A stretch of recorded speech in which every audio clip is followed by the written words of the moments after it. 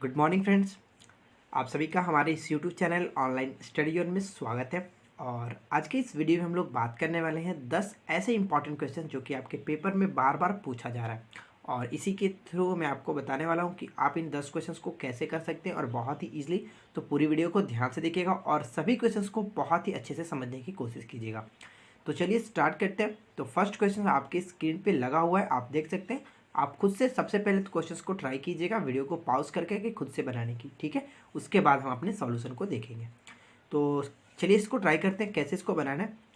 तो देखिए friends, questions क्या बोला जा रहा है कि एक बैग में क्रमशः 1 रुपये और 50 पैसे और 25 पैसे के सिक्कों की जो संख्या है वो तीनों बराबर है। यानी कि जितनी भी संख्या 1 रुपये के उतनी ही संख्या 50 पैसे के और उतनी ही संख्या 25 पैसे वाले सिक्के की भी है, यानी तीनों संख्या बराबर है। तो हमसे पूछा ये गया है कि यदि कुल रुपया जो है 35 रुपया हो तो प्रत्येक प्रकार के सिक्के कितने हैं। ठीक है, देखिए क्वेश्चन बहुत ही प्यारा है और बहुत ही छोटा सा। कैसे इसको करना है, मान लेते हैं कि सभी प्रकार के सिक्कों की संख्या जो है वो एक्स है, हमें पता तो नहीं है, एक्स मान लेते हैं। ओके, अब देखिए इसको कैसे करेंगे। यहाँ पे मैं इसको लिख सकता हूँ कि 1 रुपये के जो सिक्का है वो कितना है, तो एक्स है। ठीक है, 1 रुपये के सिक्के की संख्या जो एक्स है, तो यहाँ पर मैंने टोटल कर लिया कितना रुपया हो गया, एक्स। अब देखिए बात करते हैं 25 पैसे। 25 पैसे को रुपया में चेंज करेंगे तो कितना हो जाएगा, 50 बटा 100। और 50/100 लिखने का मतलब क्या हुआ, 1/2।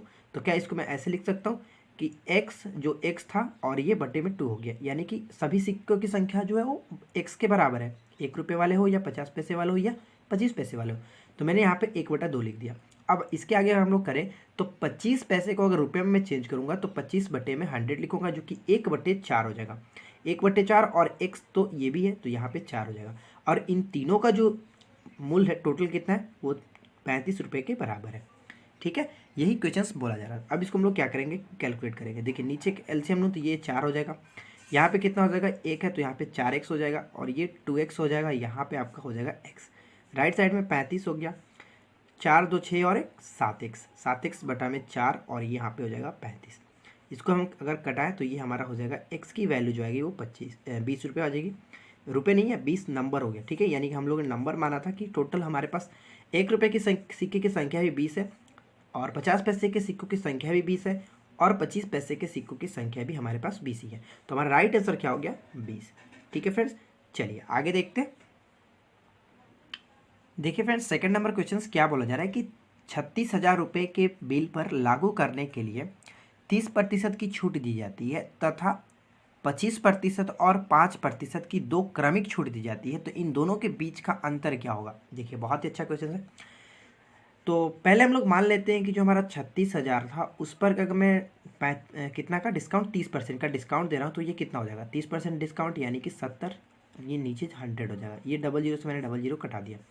यहाँ पे देखिए 360 गुने 70 हो जाएगा, जो कि मैं इसको मल्टीप्लाई नहीं करता हूँ। ठीक है, अब नेक्स्ट कंडीशन अगर देखें तो नेक्स्ट कंडीशन में क्या बोला है, 25% और 5% की दो क्रमिक छूट दी जाती है। तो रुपया तो उतना ही था, यानी कि 36,000 पर ही 25% की छूट अगर देंगे तो ये हमारा हो जाएगा 75। ठीक है, 75 और अगर 5% की एक और छूट दी जा रही है तो ये हमारा हो जाएगा 95। ठीक है, अब ये इस दोनों का अंतर हमें निकालना है। तो मैं मान लेता हूँ यहाँ से, देखिए ये 3 जीरो से मैं 3 जीरो कटा देता हूँ। ठीक है, यहाँ कोई दिक्कत नहीं। अब मैं अगर इसको किससे कटा सकता हूँ, चलिए यहाँ पे हम लोग कटाते नहीं, ये जीरो को मैं इसी को छोड़ देता हूँ। यहाँ पे मैं सिर्फ 2 जीरो के 2 जीरो कटाता हूँ, ये 2 जीरो 2 जीरो। क्यों, क्योंकि यहाँ पे देखिए 360 कॉमन लेने में आसानी होगी। ये 50 तिहाई में कटाता हूँ और सॉरी 25 तिहाई 75, 25 चौका 100 ये कटा सकते हैं। ठीक है फ्रेंड्स, कोई दिक्कत नहीं होगी। और अगर हम इसके आगे क्या कर सकते हैं, तो इसके आगे चलिए ये इसको कटा ही दो, 9 चौका 36। अब ये आसान हो गया। अब हम लोग क्या करेंगे, यहाँ पे देखिए बच्चा कितने हैं, 90 गुने 3 गुने 95। ठीक है, हमारे पास पहला रुपया इतना था, दूसरा रुपया इतना। तो हम देखेंगे तो ये इससे ज़्यादा ये बड़ा हो रहा है। ठीक है, ये बड़ा हो रहा है, यानी कि हमें घटाना किससे होगा, इसमें इन दोनों का अंतर बोला गया है, तो इनमें से इसको घटाना होगा ऊपर वाले को, 360 गुने 70। अब देखिए हम लोग कैसे इसको घटाएंगे, बहुत ही आसानी तरीके से आप कर सकते हैं, गुना करने की जरूरत नहीं पड़ेगी इतना। देखिए ये कितना है, 9 तिया 27, इसमें भी 9 चौका 36 है, यानी कि मैं इसको 90 कॉमन ले लेता हूँ। तो यहाँ पे हमारा 3 बच जाएगा और यहाँ पे 95 हो जाएगा। और यहाँ पे मैं 90 कॉमन ले लेता हूँ तो कितना बचेगा, यहाँ पे 4 और यहाँ पे 70। ठीक है, अब देखिए 90 मैंने कॉमन ले लिया था तो ये हो गया कितना, 5 तिया 15, 9 तिया 27, 1 28 और यहाँ पे अगर इसको करो 7 चौका 28, 200 80 यानी कि 90 करूँ और यहाँ पे इसको घटाऊँगा तो ये 5 और देखिए 9 25 कितना होता है 45, यानी कि 450 रुपये का अंतर हो जाएगा जब इन दोनों को हम लोग दोनों कंडीशन के थ्रू अगर अंतर निकालें तो यही हमारा राइट आंसर होगा। ठीक है, चलिए देखिए नेक्स्ट क्वेश्चन आपके सामने ये है, थोड़ा सा क्वेश्चन से मिसप्रिंट है, आप देख सकते हैं ओरिजिनल क्वेश्चन हमारा ये बनेगा। ठीक है, इसको हम लोग हल करना है तो यहाँ पे हम लोग वैल्यू रखते हैं पहले, cos 60 की वैल्यू हो जाएगी √3 और cos 45 की वैल्यू कितनी होती है 1 में √2 और cos 45 जो कि साइन का उल्टा होता है तो यहाँ पे हमारा √2 हो जाएगा। ठीक है, यहाँ पे हम लोग करेंगे तो 3x, मैं इसको राइट में भेजता हूँ √2 माइनस में ये हो जाएगा। ठीक है, और इसको अगर कैलकुलेट करेंगे तो यहाँ पे 2 और माइनस में 1 नीचे आपका √2 हो जाएगा। यहाँ तक कोई दिक्कत नहीं। आप देखिए इसको आगे हम लोग करेंगे तो 3x यहाँ पे 1 में √2 हो जाएगा। x की वैल्यू अगर हम यहाँ से निकालें तो 1 में √6 निकल जाएगा जो कि x की वैल्यू हो गई। और हमसे पूछा गया है कि x² + 1 की वैल्यू, अगर मैं इसका स्क्वायर कर दूँ 1/√6 का स्क्वायर करके अगर इसमें 1 को ऐड करूँ तो कितना हो जाएगा 1/6 + 1 और यहाँ पे आ जाएगा ये हो जाएगा 7/6, तो हमारा राइट आंसर हो जाएगा 7/6, बिल्कुल करेक्ट आंसर होगा। ठीक है, चलिए आगे देखते हैं। देखिए नेक्स्ट क्वेश्चन क्या है कि एक समबाहु त्रिभुज की परित्रिज्या और अंतःत्रिज्या का अनुपात क्या होगा। देखिए परित्रिज्या और अंतःत्रिज्या के लिए आपको एक फॉर्मूला को याद करना होगा क्योंकि ये काफ़ी इंपॉर्टेंट क्वेश्चन है और हमेशा पूछा जाता है, तो आप इसको हमेशा याद रखिएगा। मैं आपको बताता हूँ, जैसे कि देखिए परित्रिज्या क्या होता है। परित्रिज्या के लिए आपको एक फार्मूला लिख देता हूँ, उसको आप हमेशा याद रखिएगा परित्रिज्या की फार्मूला क्या होता है। ठीक है, देखिए परित्रिज्या यानी कि आपका होता है भुजा के अपॉन में, यानी कि जो साइड होता है उसके अपॉन में आपका हो जाएगा √3। ठीक है, √3। अगर हम लोग बात करें कि अंतःत्रिज्या की अगर बात करें तो अंतःत्रिज्या का फॉर्मूला आपको याद रखना है कि a/2√3। ठीक है, a/2√3। क्लियर। अब इसके हमसे पूछा ये गया है कि इन दोनों का रेशियो कितना होगा, यानी कि परित्रिज्या और अंतःत्रिज्या का रेशियो कितना होगा। तो रेशियो निकालने के लिए हम लोग करेंगे क्या, इसके बटे में इसके लिखेंगे, यानी कि √3 a/√3 और इसके बटे में अगर मैं इसको लिखूं तो क्या होगा, ये ऊपर चला जाएगा। बात समझिएगा ध्यान से, ये आपका नीचे आ जाएगा। यहाँ से a से a कट गया, √3 से √3 कट गया, यानी कि 2 में क्या बचा 1, 2:1 का हमारा अनुपात बनता है। देखिए मैंने ध्यान रखिएगा, इसी क्वेश्चंस में पूछा जाता है, बोल दिया जाता है कि एक समबाहु त्रिभुज यानी कि भुजा वाले 10 सेंटीमीटर 20 सेंटीमीटर कोई भी भुजा दी हुई हो, आपको भुजा से यहाँ पे कोई लेन देन नहीं होता है जब भी अगर इस तरह से पूछे। लेकिन अगर आपसे क्षेत्रफल पूछे तो वहाँ पे थोड़ा सा आपको प्रॉब्लम हो सकता है, क्योंकि भुजा जब दिया रहेगा तो भुजा रहता है तो हमें क्षेत्रफल निकालना पड़ता है। तो ठीक है, यहाँ पे हम लोग निकाल लेंगे एक की जगह पे रख के भुजा, कोई दिक्कत नहीं होगी। मैं आपको उस तरह से भी क्वेश्चंस करा दूंगा, आपको दिक्कत नहीं होगी। तो चलिए आगे बढ़ते हैं। देखिए नेक्स्ट क्वेश्चन क्या कह रहा है कि y/x और x/y, कोई दिक्कत नहीं, इधर लिखो या इधर लिखो, दोनों का मतलब एक ही हुआ। इतना के बराबर 1 दिया गया और हमसे क्वेश्चंस में पूछा गया कि x³ + y³ की वैल्यू क्या होगी। ठीक है, तो देखिए सबसे पहले हमें क्या करना होगा, यहाँ पे हम लोग एलसीएम लेकर कैलकुलेट करते हैं। यहाँ पे xy और यहाँ पे अगर मैं करूँ x² + y² हो जाएगा, राइट साइड में आपका 1 है और यहाँ पे क्या हो जाएगा x² + y² और इक्वल टू में xy। ठीक है, और इधर मैं इसको लाता हूँ लेफ्ट में, यानी कि x² माइनस ये आपका हो जाएगा क्या 0 के बराबर। अब हमें पूछा क्या गया था कि x³ + y³ की वैल्यू क्या होती है। अगर हम इसके फॉर्मूले को तोड़ें तो क्या हमें बनता है कि x + y इंटू में हमें क्या होता है कि x² + y² माइनस में xy होता है इसके फॉर्मूले में। तो देखिए अगर हमें इस तरह से लाना है, हमें याद दिया गया, तो यह क्या करेंगे कि अगर दोनों तरफ मैं x + y से मल्टीप्लाई कर दूं तो क्या होगा, दोनों तरफ x + y से अगर मैं मल्टीप्लाई कर दूं तो देखिए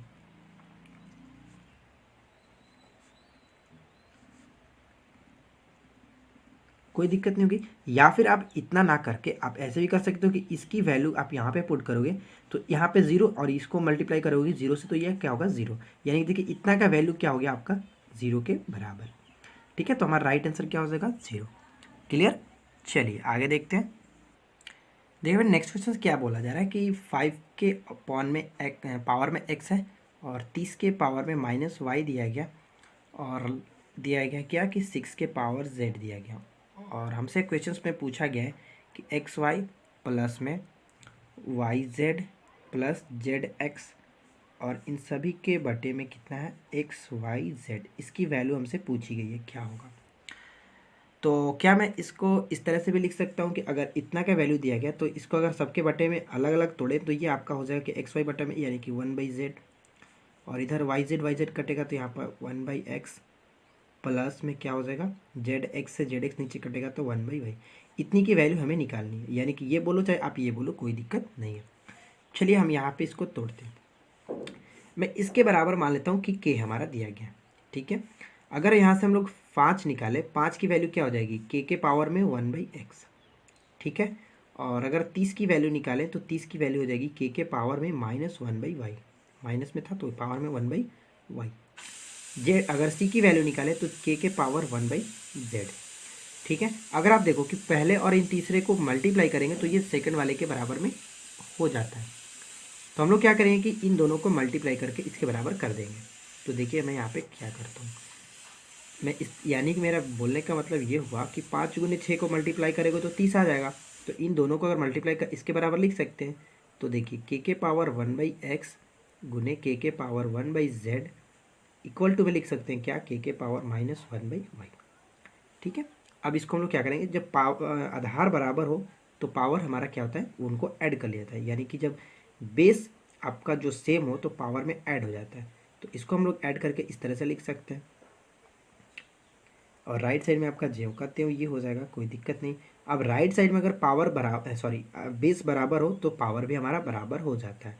तो यहाँ पर मैं इस तरह से भी लिख सकता हूँ 1/z इक्वल टू माइनस में 1/y, और इधर मैं इसको इधर ला देता हूँ तो ये देखिए क्या हो जाता है 1/z, और ये आपका माइनस में था तो इधर हो गया प्लस में इक्वल टू 0।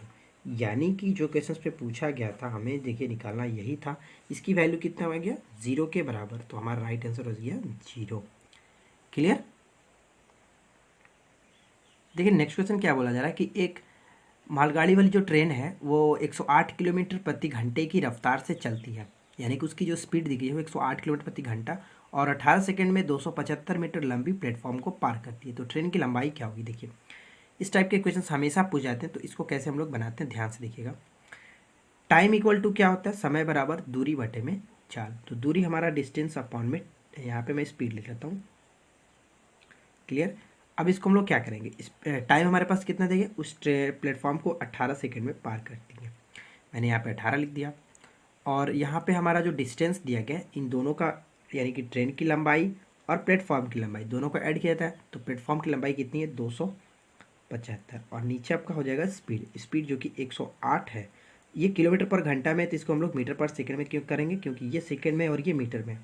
तो 5 और ऊपर में 18 हो जाएगा, क्यों, क्योंकि ये 5/18 में नीचे लिखा तो 3rd बटा ऊपर चला जाता, तो कोई दिक्कत नहीं हो। इस तरह से हम लोग लिख सकते हैं। अब देखिए इसके आगे हम लोग क्या करेंगे, यहाँ से मैं इसको 18 कटा सकता हूँ, कोई दिक्कत नहीं होगी। अब देखिए यहाँ पे हम लोग क्या कर सकते हैं, चलो यहाँ पे इसको मैं मल्टीप्लाई करके इधर लिख सकता हूँ, यानी कि इधर 1 है और l प्लस 275 आपका ऊपर में है, नीचे आपका हो जाएगा 540, 8 5 40 और 5 1 5, तो इधर हो जाएगा 540 इक्वल टू l प्लस 275, कोई दिक्कत नहीं।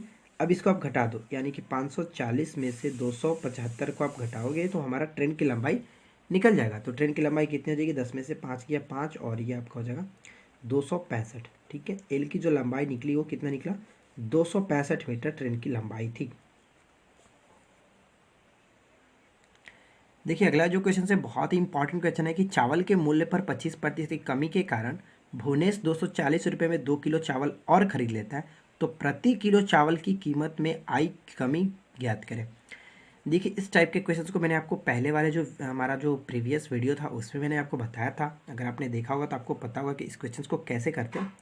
अगर आपने नहीं देखा है तो कोई अदरवाइज आप यहाँ पे भी सीख सकते हैं, कोई दिक्कत नहीं है। चलिए देखिए 25% की कमी की जा रही है, तो मैं यहाँ पर 25 लिख लेता हूँ, और हमारा जो क्या क्वेश्चन होगा कि प्रति चावल की कीमत में आई। तो देखिए अगर मूल कीमत पूछता, मूल कीमत लास्ट में अगर क्वेश्चन में लिखा था कि मूल कीमत क्या है, तो हम लोग क्या करते हैं कि यहाँ पे 25 में से घटा कर लिखते हैं, यानी कि 75 लिखते हैं। लेकिन अगर क्वेश्चन से पूछा है कि चावल की कीमत में आई कमी ज्ञात करिए, यानी कि वर्तमान में अब उसका चावल क्या किस रेट से वो जा रहा है उससे में लिखना है, तो हमें यहाँ पे नीचे 100 का 100 लिखना होगा।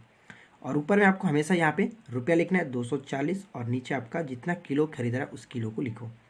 अब देखिए ये 25 चौका कट जाएगा, ये 6 बार में कट जाएगा 60 और ये आपका 30, यानी कि 30 रुपया राइट आंसर हो जाएगा। बहुत ही ईजी क्वेश्चन आप इसको कर सकते हैं, लेकिन अगर आप इसको कॉन्सेप्ट मेथड जाएंगे तो थोड़ा सा लेंदी होगा जो कि आपको प्रॉब्लम कर सकता है।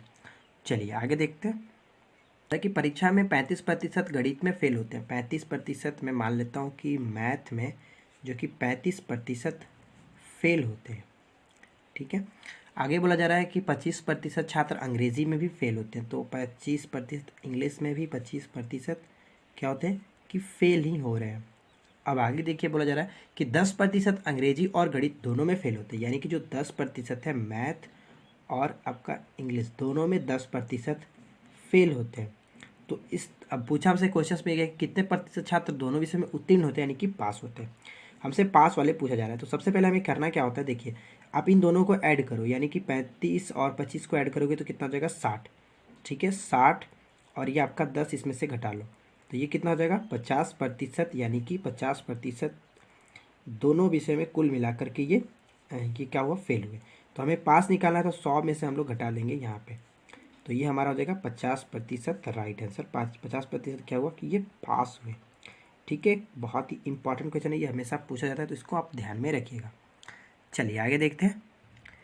देखो फ्रेंड नेक्स्ट क्वेश्चन क्या बोला जा रहा है कि वार्षिक परीक्षा में गणित के विषय में अंकिता को एकता से 10% कम अंक प्राप्त होते हैं। तो मैं मान लेता हूँ कि जो एकता है उसको 100 अगर मार्क्स मिलते हैं, 100% मार्क्स मिलते हैं, तो एक जो कि अंकिता है उसको 10% कम यानी कि 90% मार्क्स मिलते हैं।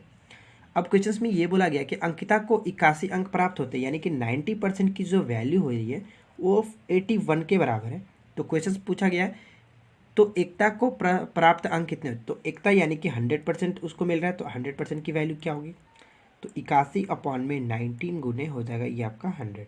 ये देखिए एक जीरो से मैंने एक जीरो कटा है, ये 9 से 9 कटा, ये 81 होता है, तो 9 गुने 10 यानी कि आपका हो जाएगा 90, जो कि एकता को 90 अंक मिले थे और अंकिता को 81 अंक मिले थे, जो कि इसके 10% कम था। तो फ्रेंड्स आई होप कि आप लोगों को आज की ये वीडियो अच्छी लगी होगी। अगर आप लोगों को ये वीडियो अच्छी लगी तो इस वीडियो को लाइक कीजिएगा, फ्रेंड के साथ शेयर कीजिएगा। चैनल पे पहली बार आए तो चैनल को जरूर सब्सक्राइब करके नोटिफिकेशन बेल को ऑन कर लीजिएगा, ताकि इसी तरह की रेगुलर अपडेट्स आपको मैं देता रहूँ। तो इस वीडियो में इतना ही, मिलते हैं नेक्स्ट वीडियो में। Thanks for watching, keep learning, have a good day.